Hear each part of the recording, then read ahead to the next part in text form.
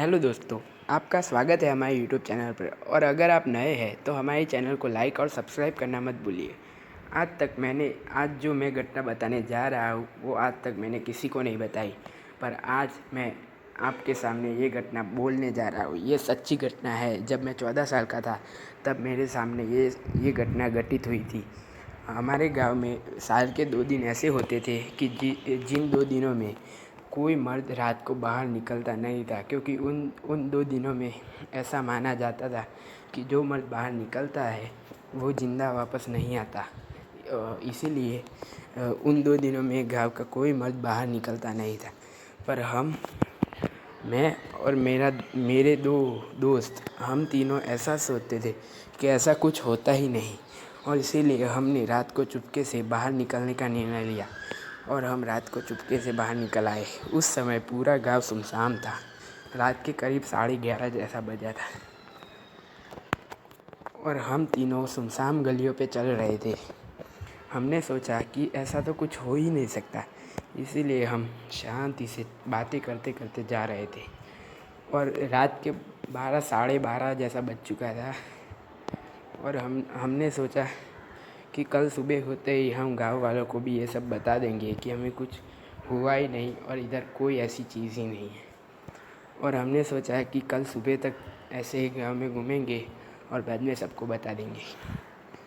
पर जैसे ही थोड़ी देर और घटित हुई और उसके बाद में तुरंत कुत्ते भौंकने लगे। सारे गांव के कुत्ते भौंक रहे थे, इसीलिए हमने सोचा ये क्या हो रहा है। पहले तो हमें लगा कि गांव में कोई जानवर घुस आया है, क्योंकि हमारे गांव के चारों ओर जंगल था। तो हम थोड़े थोड़े डरने लगे थे। पर अचानक से जब हमें हमारे सामने एक काला साया दिखा, उस साये को देखते ही हम काफ़ी डर गए और हमारे रोंगटे खड़े होने लगे। पर हमने थोड़ी हिम्मत करके सामने देख के आवाज़ लगाई कि कौन है वहाँ, कौन है। तभी हमें बहुत ही खूंखार चेहरा दिखा। जो फ़ोटो रखा है उसी से वो चेहरा मेल खाता है, इसीलिए हमने ये फ़ोटो रखा है। उस चेहरे को देखते ही हम बहुत ही ज़्यादा डर गए। हमने सोचा कि हम गलती कर बैठे हैं, हम बाहर क्यों निकले। अब हमें तो बहुत ही डर लगने लगा था।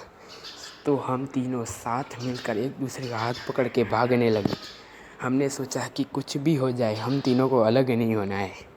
अगर अलग होंगे तो हमें पता था कि अगर साथ नहीं रहेंगे तो फिर हमारा बचने का कोई चांस ही नहीं।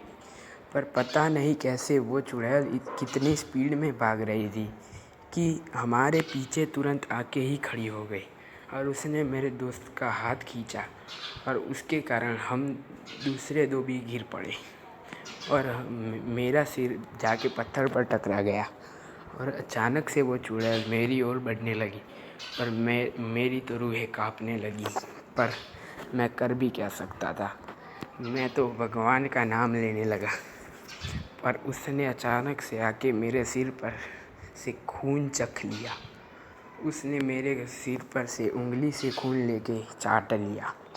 उसके बाद तो मैं सोच रहा था कि आज मैं तो गया। पर तभी अचानक से उसका ध्यान मेरे दोस्त क्रिश की ओर चला गया और वो क्रिश को उठा ले गई।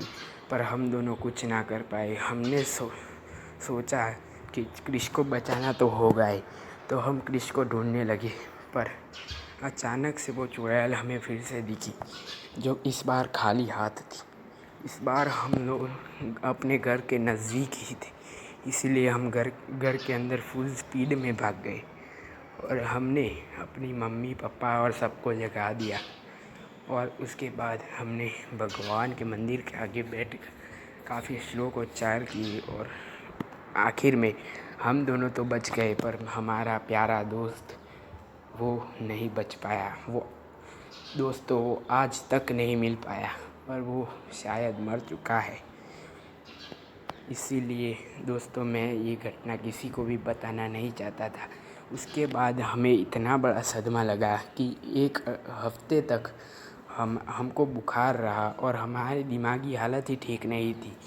हम दोनों बहुत ही डर चुके थे और बहुत दुखी भी थे हमारे दोस्त क्रिश के कारण। तो थैंक्स फॉर वॉचिंग दोस्तों।